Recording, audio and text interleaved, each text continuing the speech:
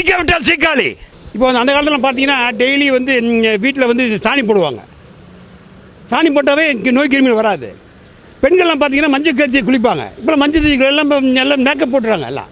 அதே மாதிரி மஞ்சள் வந்து சோத்தில் போட்டு சாப்பிட்டாங்கன்னா கிருமியே வராது. அதெல்லாம் நம்ம விட்டுட்டோம்.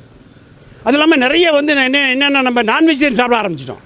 கோழி, மட்டனு, மீன்னா வந்து பழைய 30 நாள் 40 நாள் பழைய மீனை நம்ம வாங்கி சாப்பிட்றோம். நமக்கு தெரியாது அது. அது இல்லாமல் இன்னும் நிறைய பேர் பார்த்தீங்கன்னா இன்னும் இதெல்லாம் வேறு இதெல்லாம் சாப்பிட்றாங்க. அதெல்லாம் சொல்கிறதுக்கு எனக்கு வெக்கமாக இருக்குது. அது இல்லாமல் இப்போ வந்து அவங்க சொன்ன மாதிரி இந்த விட்டமின் சி, எலுமிச்சம்பழம் ஜூஸு. ஏன்னா எலுமிச்சம்பழத்தை எல்லாமே டெய்லி சாப்பிட்டா எந்த நோய் வராது. ஏன்னா எலுமிச்சம்பழங்கிறது சதாப்பழம். அது இங்கிலீஷில் கிங் ஃப்ரூட்டுங்கிறான். எலுமிச்சம்பழம் சாப்பிட்டா ஹார்ட் அட்டாக் வராது. அதனால் இந்த காய்கறிகள், கீரைகள், காய்கள் நோய்களை போக்குறது, கனிகள் பிணிகளை போக்குறது. நம்ம ரெண்டுமே சாப்பிட்றதில்ல. அதுவும் கனிகள் வந்து நம்ம ஜூஸஸ் சாப்பிட்றோம். ஜூஸஸ் சாப்பிட்டா பழங்கமாக சாப்பிட்டா இன்னும் நல்லது. அப்போ வந்து இப்போ நம்ம அந்த காலத்தில் சொல்லுவாங்க, தினம் ஒரு மலம் கழித்தல், வாரம் இருமுறை எண்ணெய் தேய்த்து குளித்தல், மாதம் இருமுறை ஆண் பெண் உடல் உறவு, வருடம் இருமுறை பேதி கொடுத்தல். செய்கிறோமா? இதெல்லாம் செஞ்சாவே இந்த எந்த நோயும் வராது. ஏன்னா உடம்பு சுத்தமாக இருக்குது. நமக்கு உடம்பு சுத்தமாக இல்லை, மனசு சுத்தமாக இல்லை. அப்போ நோய் வரத்தான் செய்யும். புரியுங்களா? அதே மாதிரி தினமும் வந்து நம்ம கண்டிப்பாக 2 முறை குளிக்கணும், 2 முறை பல் விளக்கணும். இதெல்லாம் செய்கிறோமா பாருங்கள்? செய்கிறதே இல்லை. குளிக்கிறது என்ன பண்ணுறீங்களா? குளிக்கிறதுனா இந்த உடம்பை தண்ணி ஊற்றி நினைக்கிறது இல்லை, உடலை குளிர்வித்தல். இப்போ நீங்கள் நைட் கூட தூங்கினா பாடி ஹீட் ஆயிடுது.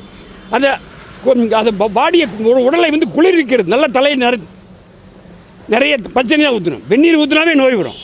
வெந்நீர் ஊற்றினாவே நரம்பு தெளிச்சு வரும். வெந்நீர் குடிக்கலாம். புளிச்சிக்கரையும் அந்த கேழ்வரகு களி சாப்பிட்டா எந்த நோயும் வராது. நல்லா சத்தமாக சிரித்தாவே நோய் வராது.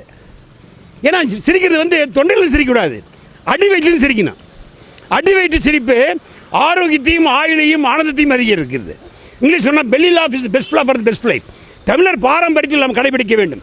தமிழர் பாரம்பரியத்தை கடைபிடித்தலாக நமக்கு எந்த விதமான நோய்கள் வராது. பெண்கள் தினமும் வீட்டில் சாணியில் போட்டு மெழுகணும், மஞ்சள் பூசி குளிக்கணும், உணவில் வந்து மஞ்சளை சேர்த்துணும். அப்புறம் மதிய உணவில் வந்து எப்படியுமே கண்டிப்பாக சாலட் சாப்பிடணும். சாலட்னா வெள்ளரிக்காய், தக்காளி பழம், கேரட்டு, முள்ளங்கி இதெல்லாம் ஒரு 100 கிராம் சாப்பிட்ட வாட்டி நாம் உணவு சாப்பிட்டா நமக்கு நோயே வராது.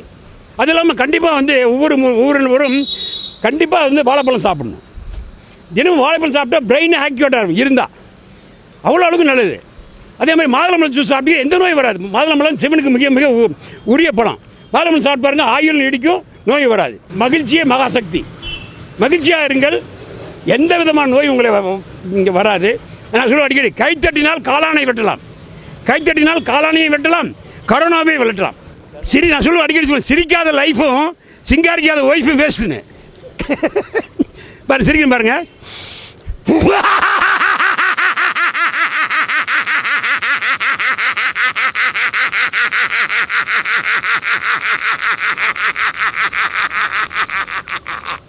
சிரித்தால் சிரஞ்சீவி, சிரிக்காவிட்டால் சீக்காளி. தேங்க்யூ.